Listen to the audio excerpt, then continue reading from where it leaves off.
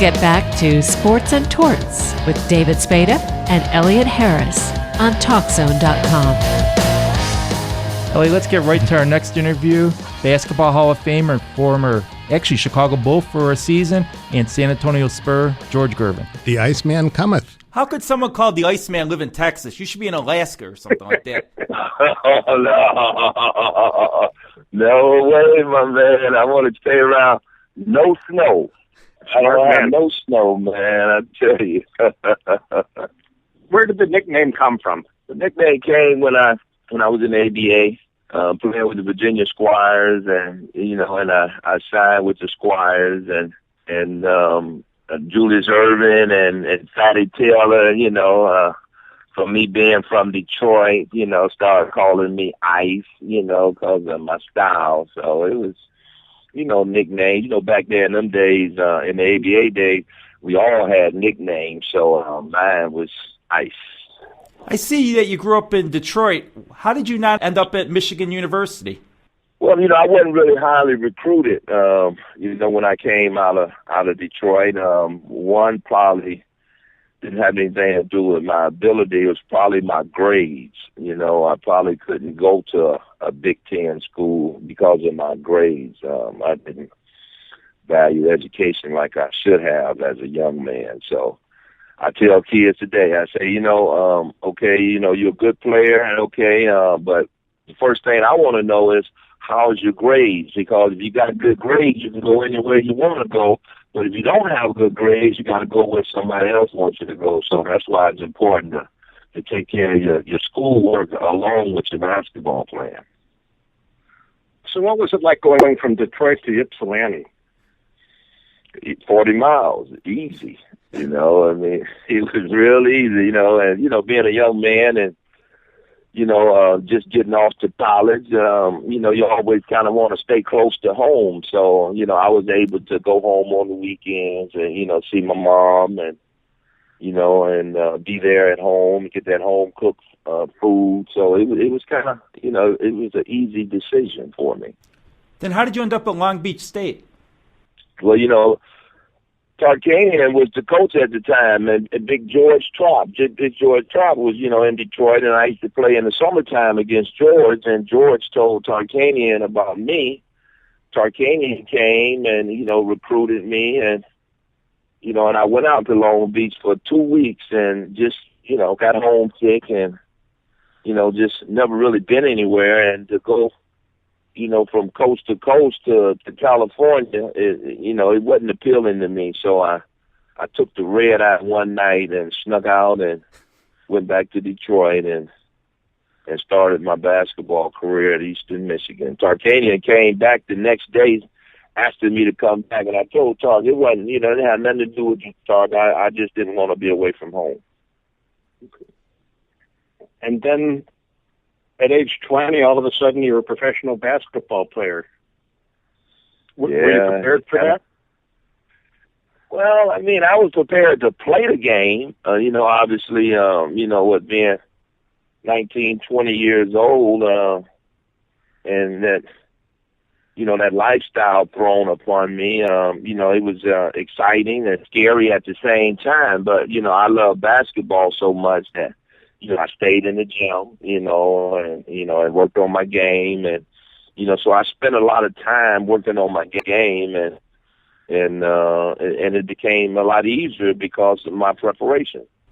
The ABA was better suited for your style because back then the NBA was more closed where you didn't have the wide open game, where the ABA, it's more about showman, scoring, putting up a lot of points. Well, the ABA was a fast-paced league, where we scored 115, 120, pretty much every night. Where the NBA, was more strategic, they talk about defense, they scoring 60, 70 points a night, and, which to us wasn't that exciting. So, it was two different leagues, it was two different styles. You had a lot more younger guys in the ABA. I think it was a lot more entertaining basketball, at that time, and, until we had an opportunity to make that merge in 76. And, and then once we got into the NBA, I think we really just opened up them floodgates, man, and made everybody pretty much play our style. But, if you go back into history, the Boston Celtics ran, they had a fast-paced style of basketball, and they won with Bill Russell 11 championships. So I think that's the way you should play basketball, is to get up and down the floor. Yeah. Now, one of the young guys on the Virginia Squires was a fellow named Julius Erving. And stories exist that after practice, you and Dr. J would go a little one-on-one. Is that true? Man, that is so true, man. Doc, I owe a lot to him because he kind of took me under his wing. We used to practice, and then after practice over, I'd be headed to the locker room with the rest of the guys, and I hear a voice in the background saying, "Hey, Rook, where you going? You ain't done yet." And man, we used to play one-on-one, man. We did that for quite a while, man, but it was an introduction for me to find out who he was. You knew of him, but you didn't really know him. And then, once I got to the Squires and was able to, play with him and play against him, it was fun, man. I was scared to death, probably that first week. And, once I got my confidence, then, I really felt that I could compete with him. Why was he calling you Rook? There was only a year age or 2 year age difference between you. It wasn't like he was a grizzled veteran.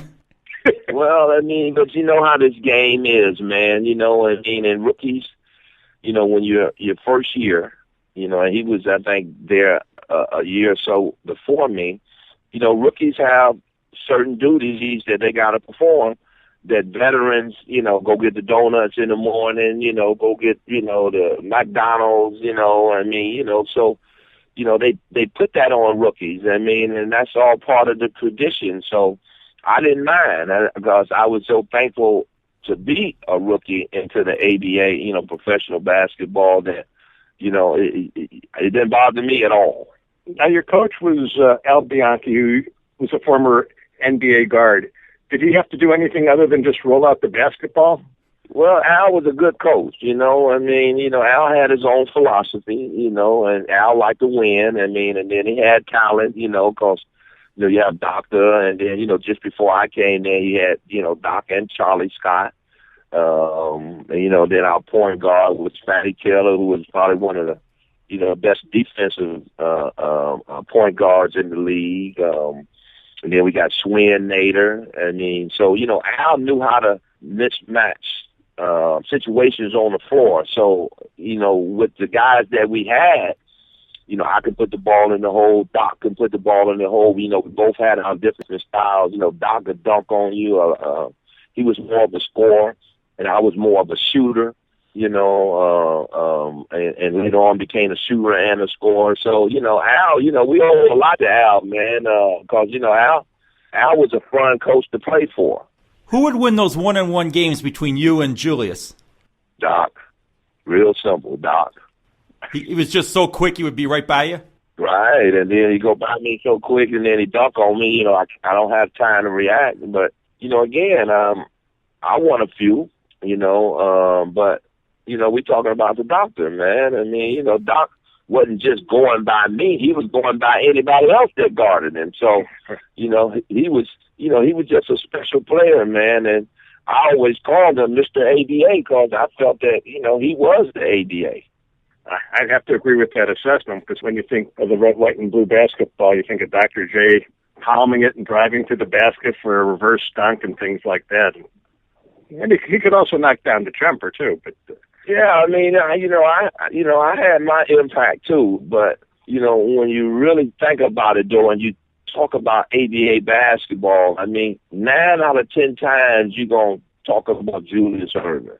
Or you're going to mention Artis Gilmore, them two guys are the guys that really made that tremendous impact, on the ABA. There's other great guys too, George McGinnis, Roger Brown, Thelmo Beatty, Moses Malone, David Tom. You can just go down the list and name the guys that had a tremendous impact, in the ABA. But if you ask any one of these guys that I named, who was the man in the ABA, they're going to all say Dr. J. And part of that comes from the Squires selling Dr. J to the Nets. And he goes to the New York market where a lot more media follows him. Now, when he left, all of a sudden, you're able to get the ball more and score a lot more. What was that like? Well, I mean, I always feel, I mean, guys have to wait their turn. When I was playing with him, I probably averaged probably about 16, 17 points, and, Doc was probably averaging 29 or 30. So when Doc got traded to the Nets, I mean, I was pretty much the next guy in line that had that ability to put the ball in the basket. So, it was my turn. So, it just worked out for me to, be in a situation to where, the coach believed in me and believed in my skills and, put the ball in my hand. So it felt great. I mean, what young ball player, want that opportunity to have the green light. I tell young kids today, if you got the green light, I mean, and you can shoot the ball wherever you want to, why you have to take so many bad shots? You don't really have to take bad shots. We see that a lot today, where guys got the green light, can shoot any time they want, and they take terrible shots. I believe in shooting good shots. I mean, I shot 51% career. I'm proud of my statistics in scoring the basketball. I didn't just have to jack it up. I mean, I took good shots and shot a good percentage from taking good shots. How did you end up down in San Antonio?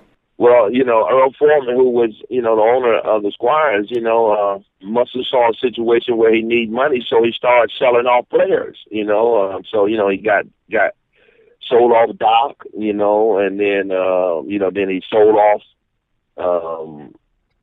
Swin Nader, and then it was my turn. And then, he sold me off to the San Antonio Spurs. And, I didn't like coming down here to San Antonio because I didn't know anything about it. The only thing I knew about San Antonio was the Alamo, and that's part of history. I didn't want to leave. I mean, I'm a young 19, 20-year-old in Norfolk, Virginia, where you got Hampton Institute, Norfolk State, Richmond. I mean, so I felt real comfortable being in that environment. But once, they traded me and I became a part of the San Antonio Spurs, 38 years later, I'm still here. So I fell in love with San Antonio. You got to play on a pretty decent team. You had Donnie Freeman, yes, George Karl, and, Swin Nader, who you mentioned, who's a big star at UCLA. And Rich Jones was our power forward. Right. I had a guy named Timmy Hill, Kobe Dietrich, Mark Oberdeen, Mike Gill. I mean, I had some guys, man, that could play, man. We had a great basketball team, down here in San Antonio.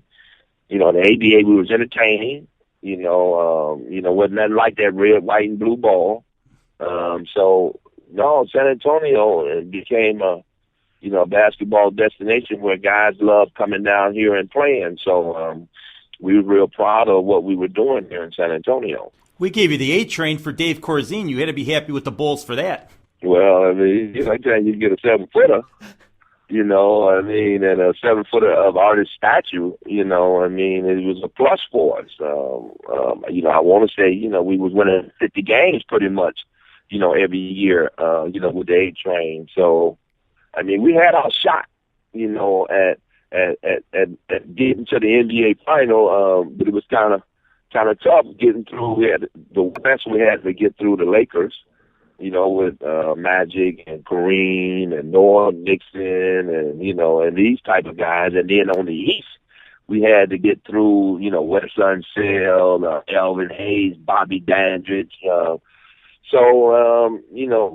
was playing against some other great teams too, because in our era, we was in the semis twice, once in the West and once in the East. And if we win them games, then we get a chance to play, for the finals. But unfortunately, that didn't happen for us. I think Dave Corzine was the only 7-footer who couldn't dunk in the NBA. No, Dave couldn't dunk, but he was a big body. He knew how to play. He could shoot the basketball, and he knew his role. So, anytime you know your role, you could be lacking in ability, but if you know your role, I mean, you can stay in this league, for a little while and stuff. So I think that's what made Dave Corzine special. Now, when you went to San Antonio, you came in as the main offensive force. Was there pressure? Did you feel pressure? No, because, scoring was just something that was natural to me. I mean, I knew I could put the ball in the hole. I didn't feel anybody can stop me. I felt that if I was stopped, it was more so of myself.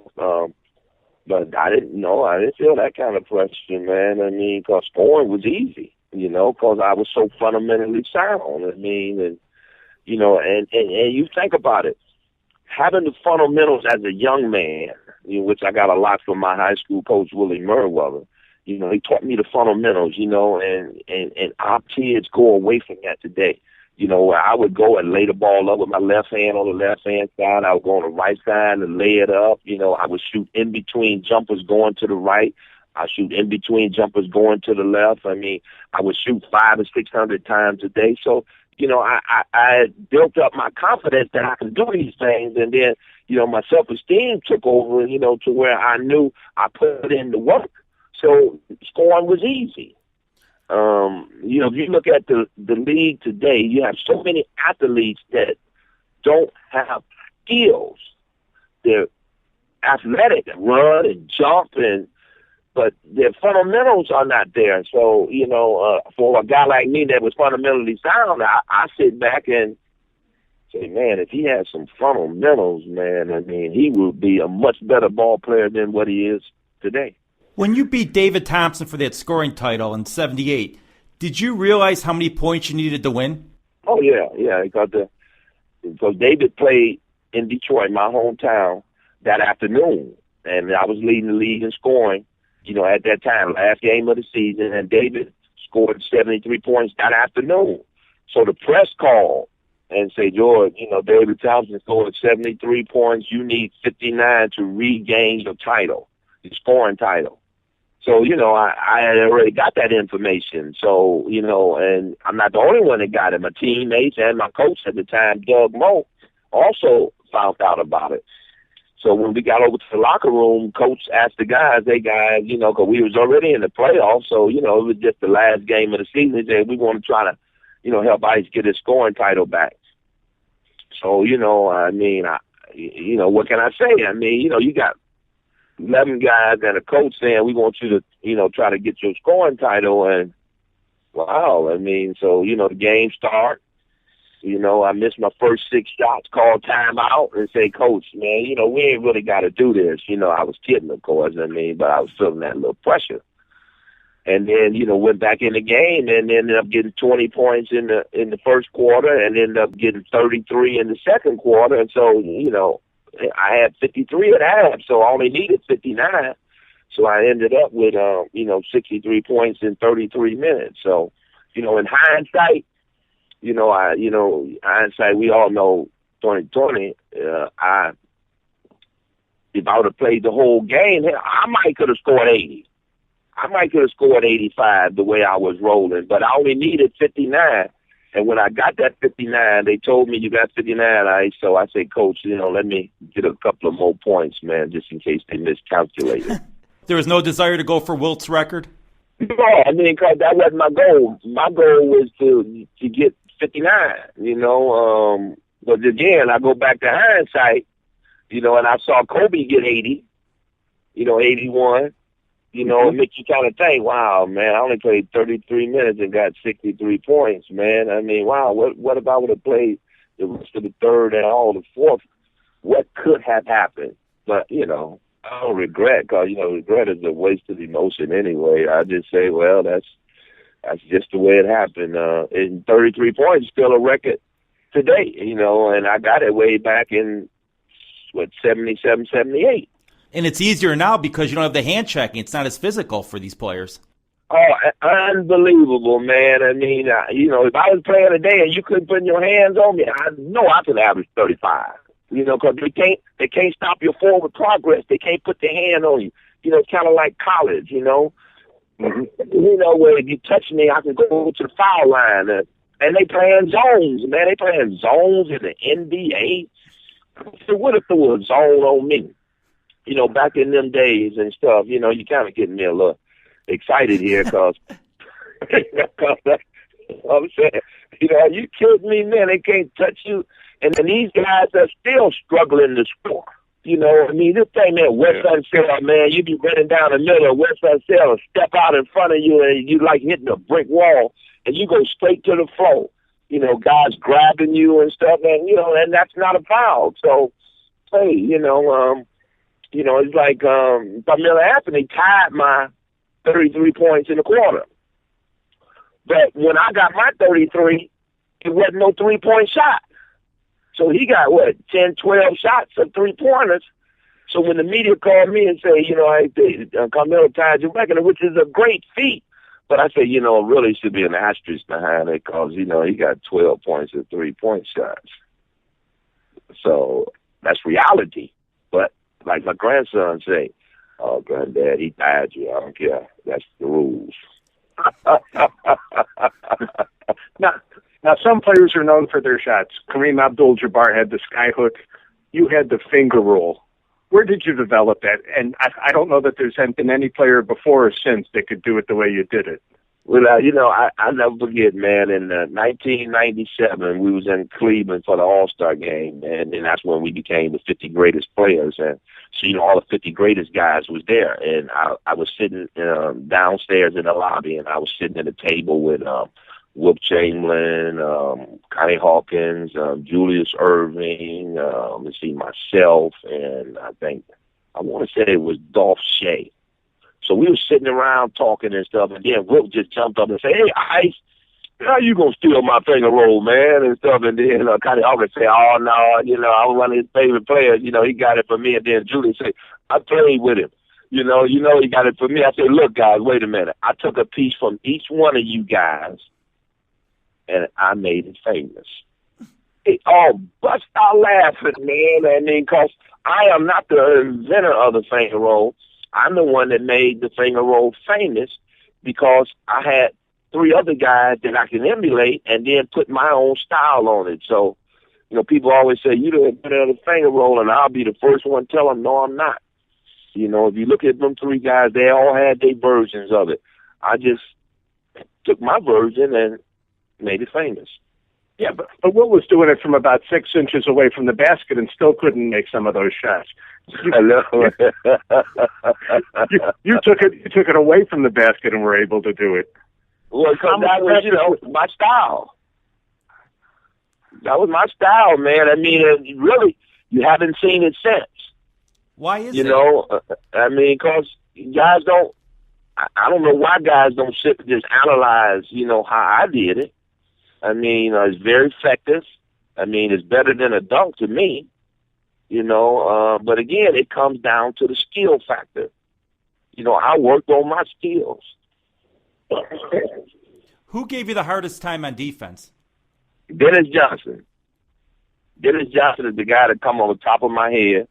And then I started thinking even more. I was thinking like Bobby Jones, T.R. Dunn, you know, Michael Cooper played me hard. Jamal Wilkes played me hard. You know, you had a handful of guys that, you know, I would get a hard 30 on. You know, I mean, Johnson was they tough. made me use my skills. Johnson was tough. He looked like a bulldog out there with those eyes and the way he played defense. Man, I mean, and then he didn't go for many fakes. He stayed on his feet. You know, and that's what made him a good defender. And then, you know, he's about 6'5", you know, he can move his feet, you know, and so that what made him, you know, a good defender. And then he had Cooper, you know, Cooper always reaching and, you know, always trying to get an offensive, you know, make me run over him and get an offensive foul. And, you know, I mean, T.R. Dunn, you know, was the same way. You know, he was tough, you know, and, you know, didn't back down and, you know, wasn't scared, you know, I mean, because, you know, you had a lot of guys that were scared to guard me. You know, you had guys come up to, you know, beginning of the game and say, Ice, you know, take it easy on me tonight. And I used to say, okay, and try to get 50 on them because I knew they were scared. Now, one of your teammates is the former at San Antonio, is the former Arkansas guard Ron Brewer, whose son's now in the NBA. And when you set out 3 games because of injury, he comes in, he scores 30 points. You come back and you score 40-plus points. Sending a little message to anybody there? Well, I mean, I knew, we called him Boothead, you know. I knew Ron could play, you know. But, you know, that's the beauty of when we played. You know, you know, you always had somebody backing you up, was maybe not just as good as you, but sometimes maybe just as effective as you. So that made you stay on top of your game. So when Boothead scored them 30s, you know, when I was hurt, I was saying, well, you know, I need to do something to kind of let not just Boothead know, but the rest of the league know Ice is back. You scored the 63 points in a game, but I think the most famous 63-point game was that Jordan game in the playoffs against the Celtics. What was that like? Oh, that was something special, man. I mean, you know, just to, you know, be on the sideline because I didn't get that much playing time. You know, I was at the end of my career, you know, and I knew it was Michael's turn. So, you know, I didn't really affect me. But it was special, you know. I remember when I was playing with him, and we were and we was on a roll in Dallas, and you know, I was getting a little older and stuff, you know, so you know, I scored 35 at the half on Dallas, and then you know, I went over there to Mike and I said, no, I didn't say nothing, and then after the game, I only ended up probably with about 40 something, and then I went over there to Mike and he said, oh old man, you got tired, huh? I said, young fella, I was just showing you how I used to be. So, you know, it was good to see him do what he did, but hopefully he saw what I did at that, you know, halftime of that Dallas game, and it inspired him to let me know you had your turn, old man. What was it like seeing the early Jordan, the fairly early Jordan? Did you see a little bit of Ice in him? No, he had his own style, man. I mean, you know, that's what I really admire about him, man. And you know, Mike had that drive in him, you know, I ain't talking about driving to the basket. He had that drive in him, man, that, you know, I didn't see in very many guys, you know. He wanted to be the best, you know, he hated to lose. Even in practice, he played all hard and stuff, and he should play so hard in practice and stuff. I just said, hey, young fella, take it easy, man. He said, well, move on out the way, old man. So, you know, he had that drive in him, man. So I saw the potential in Mike. I didn't know he was going to be the player that he had became, but I saw the potential in him, you know, his second year when I played with him. So he surpassed, you know, anything that I thought he might become, man. He's considered the greatest of all time. But I always tell people, you gotta, what criteria are you using to say he's the greatest of all time? Because, you know, you got Will and you got Kareem and, you know, you got Russell that got 11 championships. Sam Jones got 10. I mean, so entertainer-wise, he probably was the greatest of all time. I put him and Magic Johnson in that same boat as far as entertainment. But he changed as his career went on. He went from a Dr. J type when he started playing above the rim to being more of a perimeter shooter later on. Well, he understood. I mean, you know, he was only, what, how tall, like 6'6", 6'5", 6'6". Okay, you know, you're going to keep running in that basket and keep running to them guys 280, you know, 270, I mean, knocking you down. I mean, he realized that if he developed an in-between game with his quickness, I mean, that the game can become easier for him, you know, because, you know, early on, he wasn't really a good shooter. No. You know, I mean, you know, he was a scorer. You know, he drive, get by you, score, lay up, get fouled. I mean, that's how he was getting his points. But later on in his career, he was able to figure it out that it was a lot easier to be able to go by guys and pull up and shoot that in-between jumper.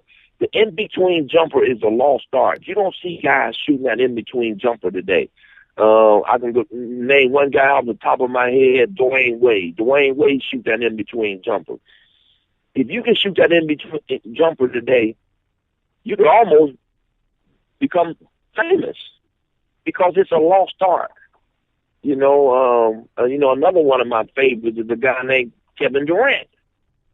You know, who they compare to me. You know, I mean, they compare him to me because he's tall, skinny, and he can score. But see, he scored different than I did.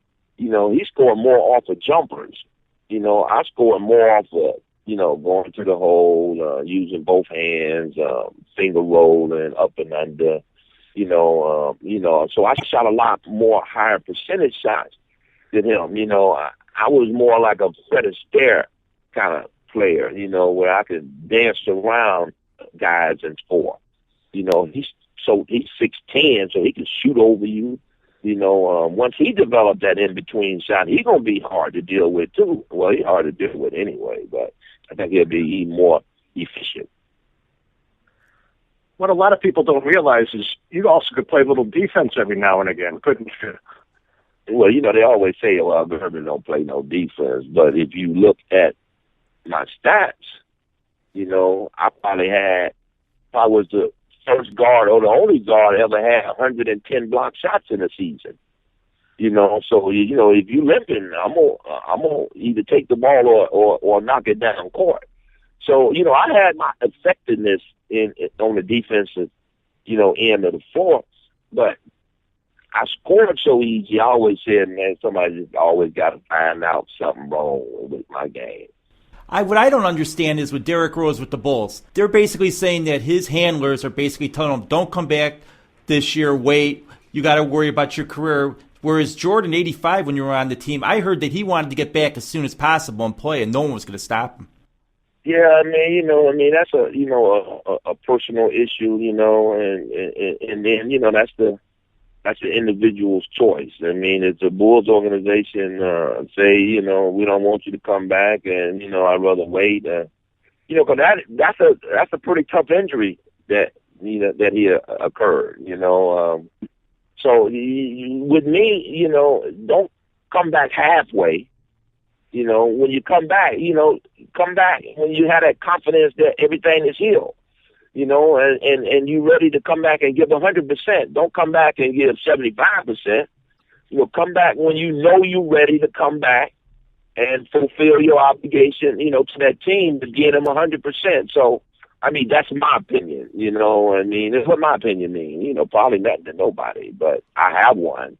And, you know, since you asked me, I gave it to you. Now, after your NBA career, you played in Italy, you played in the CBA, you played in Spain. How difficult was it for you to have to leave the game? Man, you know, can't nobody stay on top forever. You know, I mean, I had my turn. You know, fortunately for me, I had an opportunity to go overseas, you know, and play in Italy, take my family, come, away from the, the NBA world, and, kind of help me come down, from that, that NBA life, and have an experience, by living overseas. My kids went to international school. My wife loved it because of all the clothes and the history, that she can, really show my kids. So that was great for me. We played one game a week. It's Sunday at 5:00. We played 30 games. So, that's 30 Sundays, so it was slow basketball. I mean, it was fun. I got a chance to play against a lot of Italian guys, and I saw how a lot of the, European guys were starting to climb up the ladder as far as being efficient and maybe have an opportunity to, play in our league in the NBA. So it was great. And then, I left there and went to Spain, and, my family was over there and and they went to international school. So it was a great experience for them. So, I used that to kind of come down from, the NBA and, and get on with my life. Who was your favorite player growing up? Wow, my favorite player growing up, my high school coach, Willie Merriweather, and Oscar Robinson went to high school together, at Christian Addicts. So Oscar used to come to our school, Martin Luther King, in Detroit when I was a youngster. So, Oscar became my favorite player, when I was young. And then when I got older, Connie Hawkins and Julius, and them guys, also was a part of, of the players that I admired. Now, your last game in Spain, you had, 31 points, 15 rebounds? Not a bad way to go out. Well, I mean, and you know, we was in A2, so you know, if we win that game, that Manresa can go to A1. So it was an important game. They was counting on me, and I was glad that I was able to, you know, come through for them. I mean, they were real excited, and you know, but you know, that was my last hurrah. You know, I realized that I had my turn, and it was time to move on and you know, do the things that I'm doing now here in San Antonio and with my charity. I'll tell you what, I give you a lot of credit working with youth, how you're basically trying to keep them on the straight and narrow. You know, because I know a lot of kids want to do what I did. They want to play pro sports, you know, whether it's basketball, football, you know, hockey, I mean, whatever. But what I want them to understand that, you know, I was lucky. You know, I mean, because when I left school, you know, Johnny Ray Kern saw me playing in the CBA. I scored 50 points. You know, he called real foreman sent for me, and I made 25 out of 33. He signed me on the spot. So I was lucky. I was in the right place at the right time. So a lot of these kids don't see that. That's why I promote education. Because, you know, with a good education, man, you give yourself an opportunity to kind of do anything you want to do. You know, learn how to read, so you know you can learn about things. You know, with all this computer technology, you learn, you know, about these computers. You can travel around the world sitting down, you know, at your desk. I mean, so education is everything to me. And I told you at the beginning of the show that I didn't value education like I should have, you know, as a young man. So I feel this part of my obligation is to teach a young man how important it is to get a good education and to give yourself an opportunity to do whatever you want to do, man. You know, get a skill, you know, cause, you know, I mean, you know, like I know, man, you know, we all talk about going to college, but you know, college is an expensive challenge if you don't get a scholarship. Mm-hmm. You know, so, you know, you can go to a trade school, you know, and get you a trade. And if you want to get higher education with that trade, you can help pay for your higher education. You know, so that's kind of like what I promote down here in San Antonio. I have 7 programs here in San Antonio for children. You can look at my website, George Gervin Youth Center. I have a charter school here in San Antonio that I've had for 17 years. You know, we got grades K to 12. I have built another charter school last year in Phoenix called the George Gervin Preparatory School for 6th and 7th and 8th grade. You know, because I believe in this, man. I know our kids need us. You know, and if we can provide opportunities and promote education, then we can save some of these kids, man.